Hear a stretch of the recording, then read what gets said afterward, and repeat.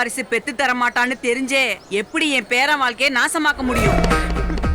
இதுக்கு மேல இங்க நின்னு பேசினே திரும்ப திரும்ப பேசிட்டு இருக்க முடியாது. வாங்கம்மா கிளம்புவோம். ஒரு நிமிஷம்.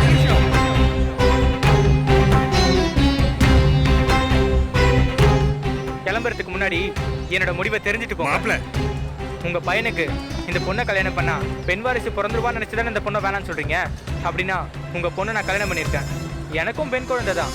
பெண் வாரிசை பெத்தெடுத்து உங்க பொண்ணோட நான் எதுக்கு வாழணும்?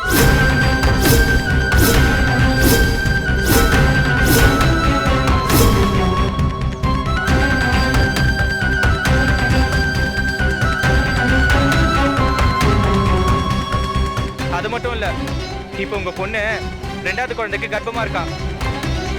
பிறக்க போற குழந்தையும் நிச்சயம் பெண் குழந்தை தான். எனக்கு தோணுதுங்க. அதனால எனக்கு தேவையில்லை. இப்பவே இவள கையோட கூட்டு போயிடுங்க. என்ன மாப்பிள்ள சொல்றீங்க? ஏன் இப்படி திடீர்னு பிரச்சனை பண்றீங்க? பிரச்சனை எல்லாம் பண்ணல அத்தை. ஆண் வாரிசு பெத்து கொடுக்காத பொண்ணுங்க புருஷன் கூட வாழவே தகுதி இல்லை. அதானே உங்க எண்ணம்.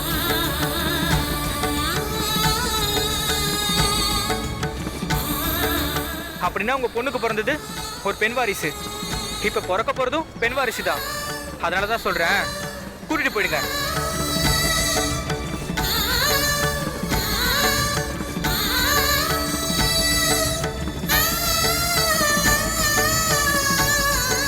அது எப்படி மாப்ள?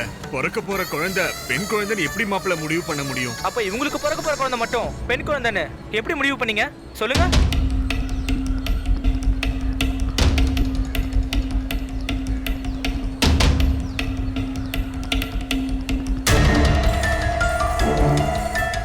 அது எப்படி மாமா? வாய் கூசாம பிறக்க போற குழந்தை எப்படி தெரியும்னு கேக்குறீங்க? அப்புறம் எந்த அடிப்படையில் இவங்களை வேணான்னு சொல்றீங்க?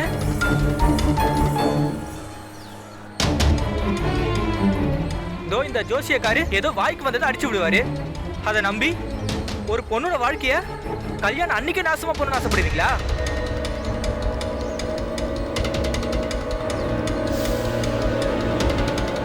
ஆனா அதுவே உங்க பொண்ணுக்குன்னு வரும்போது பம்புவீங்க இல்ல? ஊருக்கு ஒரு நியாயம், உங்களுக்கு ஒரு நியாயம் இல்ல மாமா?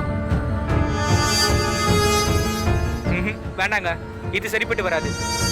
இது சரினா நான் பண்றதும் சரிதான். வேணாங்க, உங்க பொண்ணை நீங்களே கூட்டிட்டு போங்க.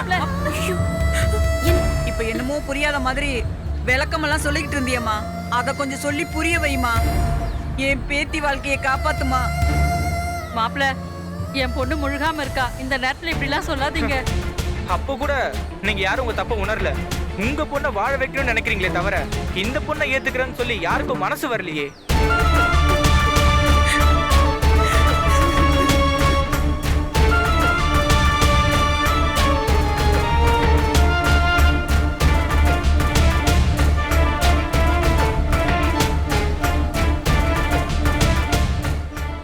என்ன மன்னிச்சிருங்க மாப்ள, என்ன மன்னிச்சிருங்க மாப்ள. நான் தப்பு பண்ணிட்டேன் மாப்ள, பெரிய தப்பு பண்ணிட்டேன் மாப்ள. என் மருமக இவதான் மாப்ள. நான் கையோட கூட்டிட்டு போயிடுறேன் மாப்ள.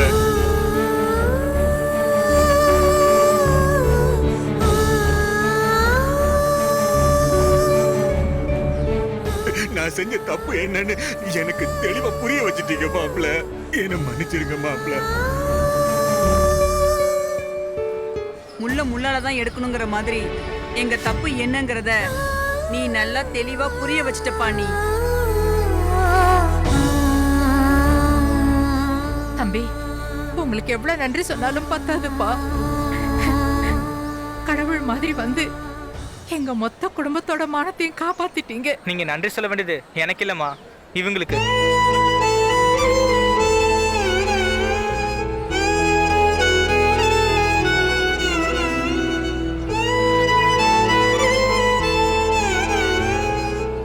இவளுக்கா?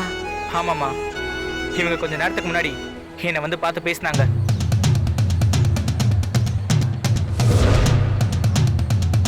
வணக்கங்க. ஆமா சொல்லுங்க. நீங்க கல்யாண மாப்பிள்ளையோட தங்கச்சி ஹஸ்பண்ட் தானே? ஆமா. உங்ககிட்ட கொஞ்சம் பேசணுங்க.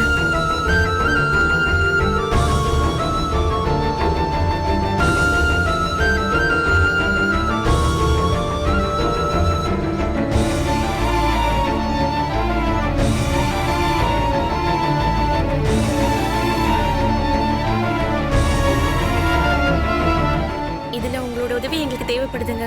உங்களால மட்டும்தான் எங்களுக்கு ஹெல்ப் பண்ண முடியும். நீங்க சொல்றதெல்லாம் எனக்கு புரியுதுங்க. ஆனா அவங்களாம் அந்த காலத்து ஆளுங்க. அவங்க கிட்ட சொல்லி திருத்த முடியாதுங்க. ஒரு பொண்ணோட வாழ்க்கை உங்க கையில இருக்குங்க. இதை நீங்க செய்யலனா இந்த அநியாயத்துக்கு நீங்களும் தாங்க தொட போறீங்கன்னு அர்த்தம்.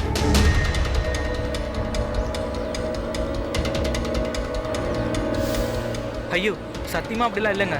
என்னை பொறுத்த வரைக்கும் ஆண் குழந்தையா இருந்தாலும் சரி, பெண் குழந்தையா இருந்தாலும் சரி, 2 பேருமே சரிக்கு சமமா நினைக்கிற ஆளுங்க நான். அப்போ உங்க கண்ணுக்கு முன்னாடி ஒரு அநியாயம் நடக்குது, அதை தட்டி கேட்க மாட்டீங்களா? நாளைக்கு உங்க பொண்ணு வளர்ந்ததுக்கு அப்புறம் அவளுக்கு இந்த மாதிரி ஒரு பிரச்சனை வந்தா இப்படிதான் பண்ணுவீங்களா?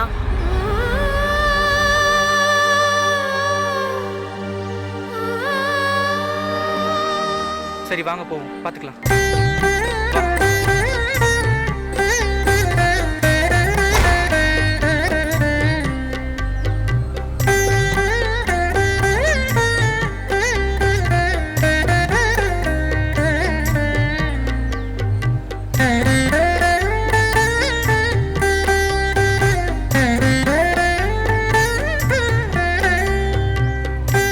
நீங்க ரொம்ப கொடுத்து வச்சவங்கம்மா. இல்லனா இப்படி ஒரு மருமக கண்டிப்பா உங்களுக்கு கிடைச்சிருக்க மாட்டாங்க.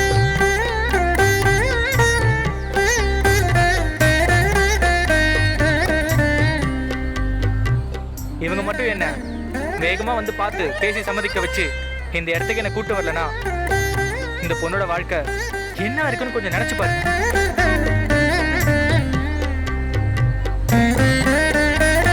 குடும்பம் நல்லா இருக்கணும், சொந்த உறவுலாம் விட்டு போயிடக்கூடாது, எல்லாரும் நல்லபடியா வாழணும்னு நினைக்கிறவங்களால மட்டும்தான் இந்த மாதிரிலாம் யோசிக்க முடியும்.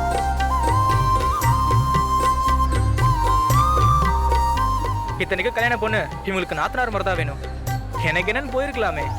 இருந்தாலும் கண்ணுக்கு முன்னாடியே தப்பு நடக்குதுன்னு புரிஞ்சு அதை பார்த்து மனசு பொறுக்காம ஓடி வந்து என்னை கூட்டு வந்தாங்க பாருங்க. சார், இப்படி ஒரு வைஃப் கிடைக்க கொடுத்து வச்சிருக்கணும் நீங்க. எங்களை மன்னிச்சிருங்கம்மா. தெரியாம வாய்க்கு வந்ததெல்லாம் பேசிட்டோம். ஆமாம்மா, என்னை எல்லாரும் மன்னிச்சிருங்கம்மா. பரவாயில்ல சம்மந்தி, இருக்கட்டும். இனி என் பொண்ணை நல்லபடியா பாத்துக்கிட்டாலே போதும். நீங்க இவங்களை கூட்டிட்டு போறதுக்கு முன்னாடி மாப்பிள்ளைக்கும் பொண்ணுக்கும் விருந்து வச்சிருக்கோம். அதுக்கு அவங்க வந்துட்டு போட்டுங்க. நாங்க சரிங்க பாத்துறோம். சம்மந்தி. சரிம்மா. சரி. நாங்க வரோம்மா.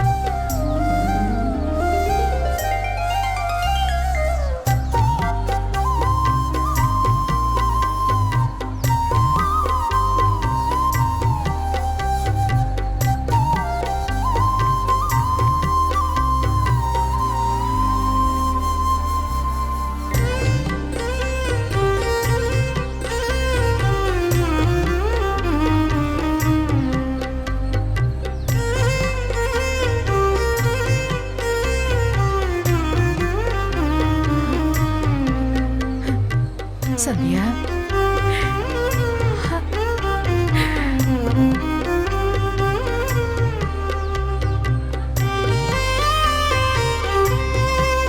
நீயா அந்த தம்பியை பார்த்து பேசி கூட்டிட்டு வந்த?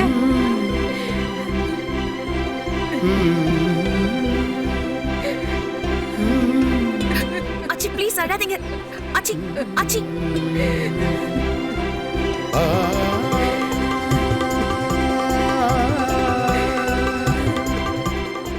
ஒரு நிமிஷத்துக்கு முன்னாடி வரைக்கும் உன்னை விஷ பாம்பு மாதிரி கொத்து கொத்துன்னு கொத்துனேன்னு.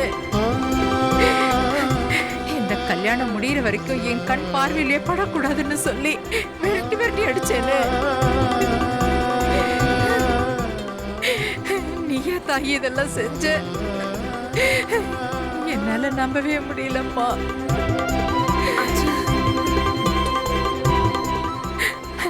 நான் உன்னை போய் தப்பா நினைச்சிட்டேனேம்மா. இத பாரு, நீங்க இருந்தா இந்த கல்யாணமே நடக்காதுன்னு நினைச்சேன். ஆனா இன்னைக்கு இந்த கல்யாணம் நடக்கிறதுக்கு காரணமே நீதாம்மா, நீதான்.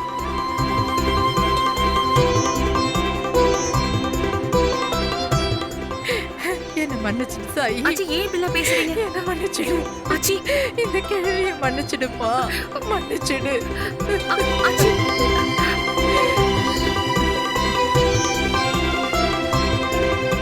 ஐயோ அச்சி, ஏன் ஆச்சி ஏன் இப்படிலாம் பேசுறீங்க? ஐயோ ஆச்சி, நீங்க பெரியவங்க ஆச்சி. இல்ல தாயி, இல்ல. வயசானா எல்லாரும் பெரியவங்க தான். ஆனா நீ செய்யல பெரியவ, பக்குவத்துல பெரியவ. ஆச்சி மனசால பெரியவ. ஆச்சி, இங்க இருக்கிற அத்தனை பேரையும் சேர்த்து சொல்றேன் தாயி. எங்க எல்லாரையும் விட மனசால வசந்தவ நீதாம்மா. நீதாம்மா. ஏ சிவகாமி, அத்தை, இத பார், நான் உன்ன கூட தப்பா பேசியிருக்கேன். சரவணனுக்கு இப்படி ஒரு பொண்ணை கட்டி வச்சிருக்கியே, உனக்கு கண்ணு இல்லையான்னு நான் கேட்டிருக்கேன். நீ செஞ்சது அம்மா சரி. ஒரு மாமியாரா நீ ஜெயிச்சிட்ட.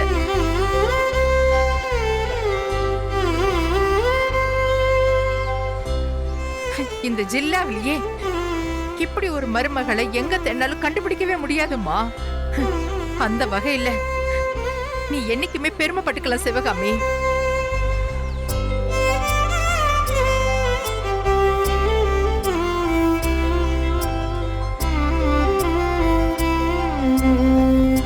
இங்கதானே எல்லாரும் நின்னு பேசிட்டு இருந்தோம். அதுக்குள்ள நீ போய் அந்த தம்பி கிட்ட பேசி இவ்வளவு விஷயத்த செஞ்சிருக்கியே. இல்லன்னா என் பேத்தி வளர்மதி இங்கேதான் இருந்திருப்பா. இந்நேரம் எல்லாரும் கண்ணீரும் கம்பலையுமா இருந்திருப்போம்.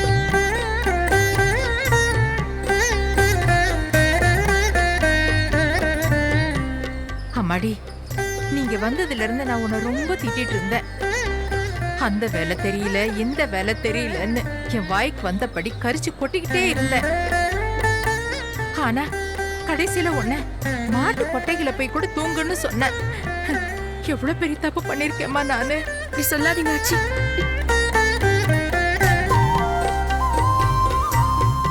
ஆனா இன்னைக்கு சொல்றேன், இந்த வீட்டு வேலை, சடங்கு, சம்பிரதாயத்தெல்லாம் எல்லாத்தையுமே எப்ப வேணாலும் கத்துக்கலாம் தாயி. அதெல்லாம் அப்படி ஒண்ணு பெரிய விஷயமே இல்ல. ஆனா ஒரு பிரச்சனையான நேரத்துல அதை எப்படி சரி பண்றதுன்னு படபடன்னு யோசனை பண்ணி ஒரு காரியத்தை பண்ண பாத்தியா? அது சத்தியமா அத வேற யாராலையும் பண்ணவே முடியாதுமா.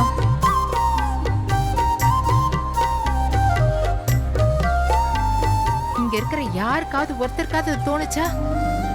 ஆனா உனக்கு தோணி இருக்கு. இந்த குடும்பம் ஆயுசு உள்ள வரைக்கும் உன்னை மறக்காது தாயி.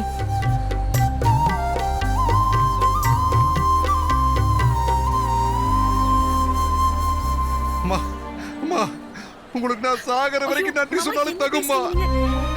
என் அண்ணன் மருமக என் பொண்ணு வாழ்க்கையை காப்பாத்தி என் மானத்தை காப்பாத்திட்டோமா. காப்பாத்திட்டேன். ஏன் இப்படி எல்லாம் சொல்றீங்க? நானும் இந்த வீட்டுல ஒருத்தி தானே.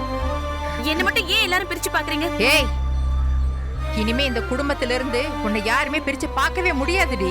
உனக்கு என்ன வேணும்? என்ன வேணும்னு சொல்லு. என்னால முடிஞ்சது எதுவானாலும் நான் உனக்கு செஞ்சு தரேன். அதெல்லாம் எனக்கு எதுவும் வேண்டாம் ஆச்சி. உங்களோட ஆசீர்வாதம் எப்பவும் எனக்கு இருந்தா போதும். கழுத கழுத, காசா பணமா? என் ஆசீர்வாதம் என்னைக்கு உனக்கு இருக்கு. சரி, நீ வேற என்ன வேணும்னு கேளு தாயி. வளையல் வேணுமா? என் தோடு வேணுமா? வேண்டாம். இல்ல புதுசு புதுசா துணிமணி வாங்கி தரட்டுமா? ஆச்சி, எனக்கு எதுவுமே வேண்டாம் ஆச்சி. ஐயோ, ஆனா வேற ஒண்ணு வேணும்.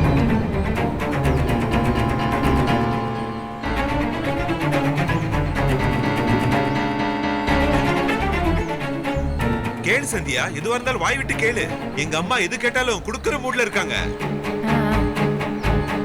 அது ஒண்ணும் இல்ல ஆச்சி. வளர்மதியை கல்யாணம் பண்ணிட்டு போன மாப்பிள்ளை வீட்டுல ஆண் குழந்தை பெண் குழந்தைன்னு பிரிச்சு பேசினாங்க. நம்ம வீட்லயும் அந்த எண்ணம் நிறைய பேருக்கு இருக்கு.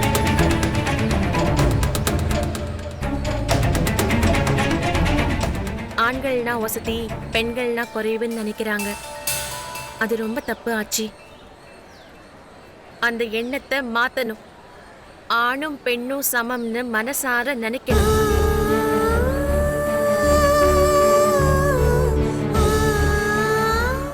இந்த சாப்பாடு, படிப்பு, துணிமணி, வேலை எதுவா இருந்தாலுமே 2 பேருக்குமே சமமா தான் இருக்கணும். அதுல எந்த பாரபட்சமுமே காட்டக்கூடாது.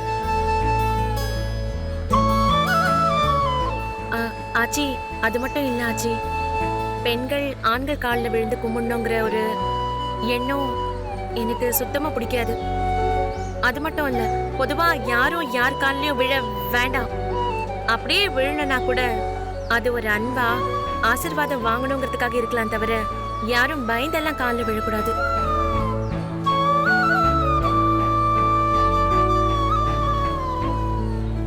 ஆணா இருந்தாலுமே பெண்ணா இருந்தாலுமே அன்பு சுயமரியாதையும் தானே முக்கியம். சக மனுஷங்க மேல அன்போட இருக்கிறத தவிர நாம வாழ்ற இந்த வாழ்க்கையில வேற பெருசா என்ன சாதிக்க போறோம்?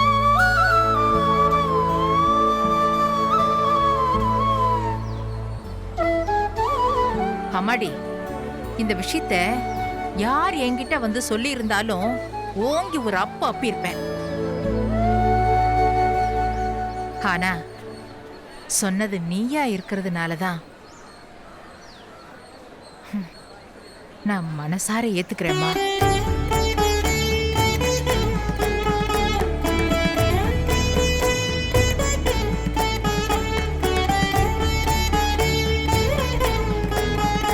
இங்க பாருங்க, இங்க இருக்கிற எல்லாரும் கேட்டுக்கங்க. சந்தியா சொல்லிட்டா, இனிமே நம்ம வீட்ல யாரும் எதுக்காகவும் யார் காலையும் விழவே கூடாது. புரியுதா? என்னையும் சேர்த்துதான் சொல்றேன். சந்தோஷமா தாயி?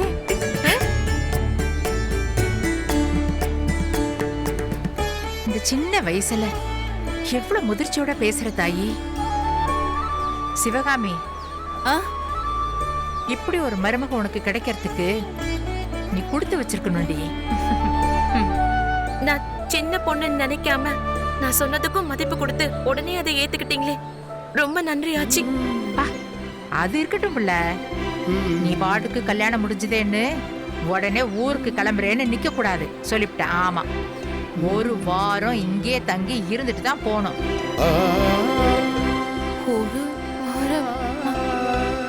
ஒரு வாரமா?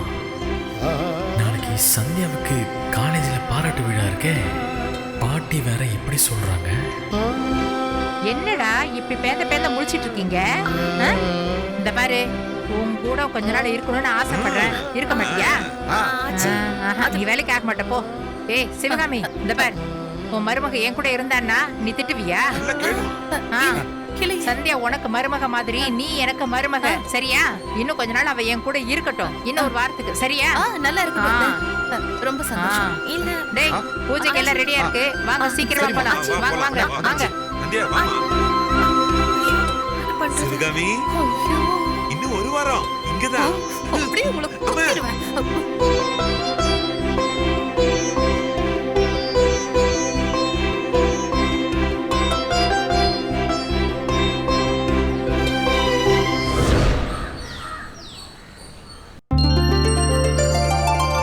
வீடு ரொம்ப நல்லா இருக்குங்க.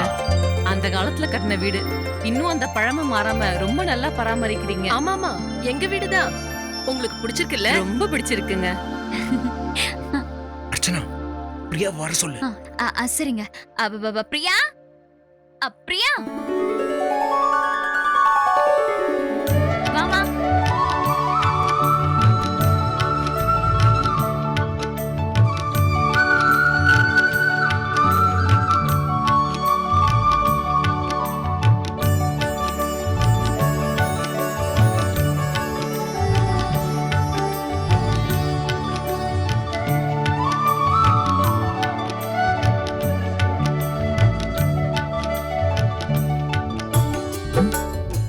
பிரியா, நீ உள்ள போ.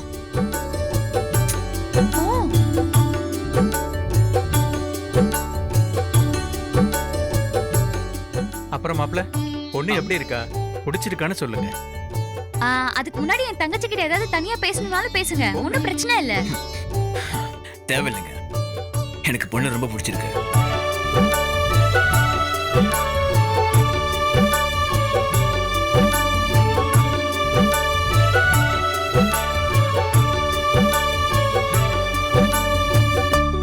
பரவாயில்லைங்க, மாப்பிள்ள மனசுல எதையும் வச்சுக்காம டக்குன்னு ஒரு முடிவு சொல்லிட்டாரே.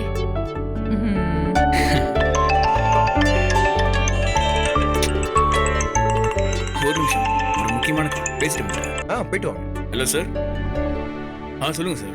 சார் இப்பதான் சார் கால் பண்ண நான் தான் சொன்னேன்லங்க, அவன் ரொம்ப பிஸி. ஆபீஸ்ல எதுக்கு எடுத்தாலும் அவனை தான் கூப்பிடுவாங்க. சார் நீங்க இன்வாய்ஸ் அனுப்பல ஓகே தான் சார். அதுக்கு மேல நான் உங்ககிட்ட எதுவும் கேட்கவே மாட்டேன். சரிங்க சார், சரிங்க sir. Okay sir. Hello, hi. அப்புறம் நீங்க வேற எதுவும் சொல்லவே இல்லையேங்க. நான் என்னங்க சொல்லணும்? எனக்கும் பொண்ணு ரொம்ப பிடிச்சிருக்குன்னு நானே சொல்லிட்டேன். கல்யாண தேதியை எப்போ வேணாலும் வச்சுக்கலாம்.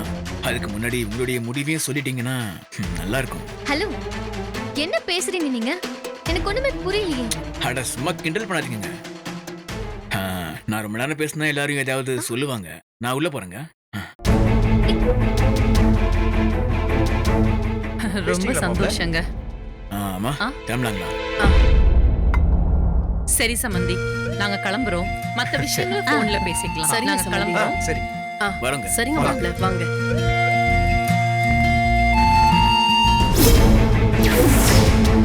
பிரியா, இங்க வா. மா, சீக்கிரம் கிளம்புமா, கிளம்பா. ஏய், என்னடி தவிக்கிற? மா, ஐயோ, பார்வதி சீக்கிரமா வருவான்னு எதிர்பார்க்கவே இல்லம்மா. இந்த வீட்டை நம்ம வீடா காட்டி பிரியாவை பொண்ணு பார்க்க வர வச்சோன்னு தெரிஞ்சதுன்னு வச்சுக்கோ. ஐயோ, பெரிய பிரச்சனை ஆயிடும். ஐயோ, முதல்ல இங்கிருந்து கிளம்புங்க.